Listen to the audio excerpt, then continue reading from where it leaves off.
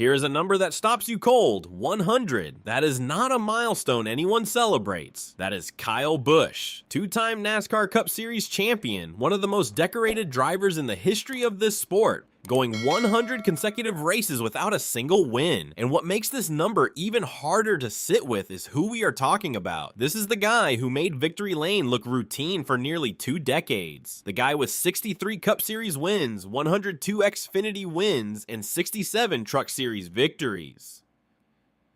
A driver so dominant across all 3 national series that the sport literally had to create a rule just to limit how often he could compete in the lower divisions. That is the level we are talking about, and right now that same driver is sitting 24th in points through 7 races in 2026 with a best finish of just 12th place. So what exactly happened? And what comes next? When Kyle Busch left Joe Gibbs Racing after the 2022 season, it marked the end of a 15-year partnership, one of the most successful driver-team combinations the sport had ever seen. He moved to Richard Childress Racing, climbing into the number 8 Chevrolet, and the early signs were genuinely promising. He won at Auto Club Speedway early in 2023, added a second win shortly after, and by early June had collected his 3rd win of the season at Worldwide Technology Raceway on June 4th, 2023. At that point, it looked like the move was paying off exactly as planned. The narrative was clean. Busch had left JGR, landed at RCR, and was right back in championship contention. Then everything stopped. From that June win in 2023 through the rest of that season, through all of 2024, through all of 2025, and now through the first 7 races of 2026, not a single win. The streak officially crossed 100 races after a 21st place finish at Martinsville Speedway in March 2026. To understand how staggering that number is, consider this. His previous longest winless stretch in his entire career was 36 races, a drought that ran from 2016 to 2017 and felt historic at the time. The current streak is nearly 3 times longer, and it is not just the absence of wins that tells the story. Through 7 races this season, Busch has 0 top 8 finishes. That has never happened at this stage of a season in any of his previous 21 years in the Cup Series, including the rough stretches. The collapse in the standings reflects the same story. Missed the playoffs in 2024, the first time since 2012. Missed them again in 2025. And a 19-year consecutive win streak, a NASCAR record, came to an end in 2024. Numbers like these do not just represent a bad stretch, they represent a fundamental shift in competitive standing. Now here is where the context matters. Richard Childress Racing has not been operating at the level of the top-tier organizations for some time, even before Busch arrived. The equipment, the engineering depth, the raw resources, it has not matched what teams like Hendrick Motorsports or Joe Gibbs Racing bring to the track each week. Busch himself acknowledged the complexity of the situation after his contract extension was announced in May 2025. I give a lot of credit to Richard and him believing in me and giving me the opportunity to be able to come over here and have a chance to drive his car. Being able to continue on when I first joined, I feel like there were some things that we were doing within the rules at that time that got us some extra speed, and then there was definitely some things that came down that they didn't like us doing, so that's sort of where we've lost a little bit. That quote tells you everything. The competitive window that RCR had briefly opened in early 2023 closed, and it has not reopened since. Now add the calendar into the equation. Kyle Busch turns 41 in May 2026. He is currently in the final year of his contract with Richard Childress Racing. That means the question is no longer just whether he can end this winless streak. The question is whether he will even have a Cup Series seat in 2027.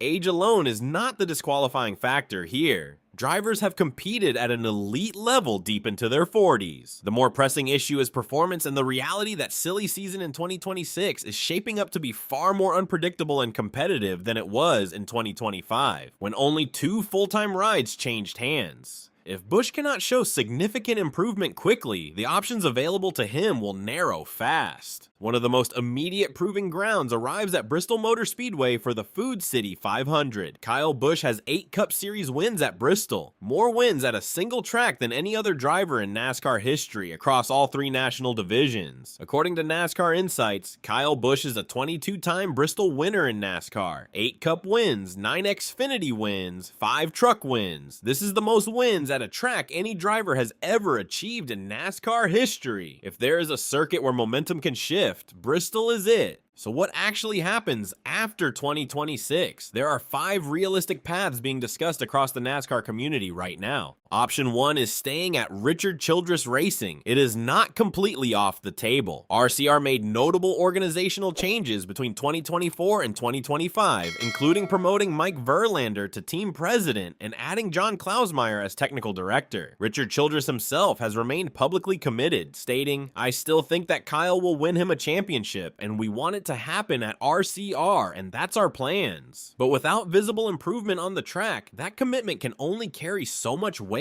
This has to be considered the longest of the realistic options. Option 2 is Spire Motorsports, and this is the scenario generating the most genuine traction. Kyle Busch sold Kyle Busch Motorsports to Spire after 2023. Since then, he has made 10 Truck Series starts for Spire, producing 3 wins, 5 top 5s, and 6 top 10s. For 2026, he is scheduled to run 8 Truck Series races for Spire with HendrickCars.com as the primary sponsor. That sponsor connection to Rick Hendrick is not a minor detail. On the Cup side, Spire fields the number 7, 71, and 77 Chevrolet Camaro ZL1s in 2026, and while Carson Hocevar is locked in long term, other seats are far less settled.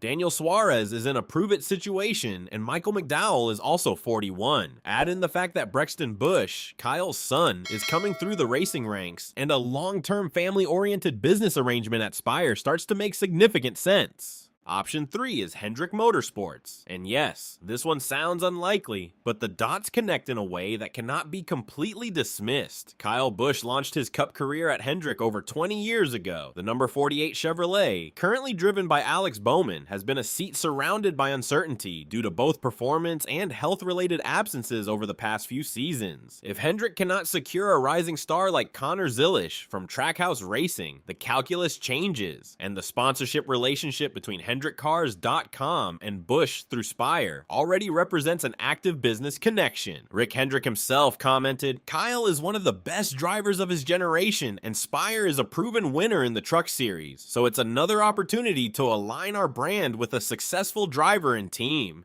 That is not the language of someone with zero interest in a deeper relationship. Option 4 is Legacy Motor Club, the team co-owned by Jimmy Johnson and Richard Petty, backed by Toyota. A reunion with 23 X1 Racing co-owned by Denny Hamlin appeared logical given the Toyota relationship, but that door has effectively closed with Riley Herbst locked into the number 35 for 2026, and Cody Heim expected there in 2027. However, Legacy Motor Club is planning to expand to 3 cars in 2027. The storyline of Kyle Busch joining Jimmy Johnson and Richard Petty under one roof is the kind of combination that rewrites headlines. Option 5 is stepping away from the Cup Series entirely. Not retirement, but a deliberate shift in focus. Busch has made it clear that winning a Truck Series championship remains a personal goal. With Spire Motorsports, he would enter any season as an instant title favorite, but walking away from Cup competition is a significant line to cross. And based on everything Busch has communicated publicly, it is not the outcome he is chasing. Kyle Busch is in the final year of his deal. The 100-race winless streak is real. The contract uncertainty is real. And the decision about where he races in 2027, or whether he races at the Cup level at all, will define the final chapter of one of the most accomplished careers this sport has ever produced. The next few months will answer questions that have been building for 3 full seasons, and the answers are not going to be quiet.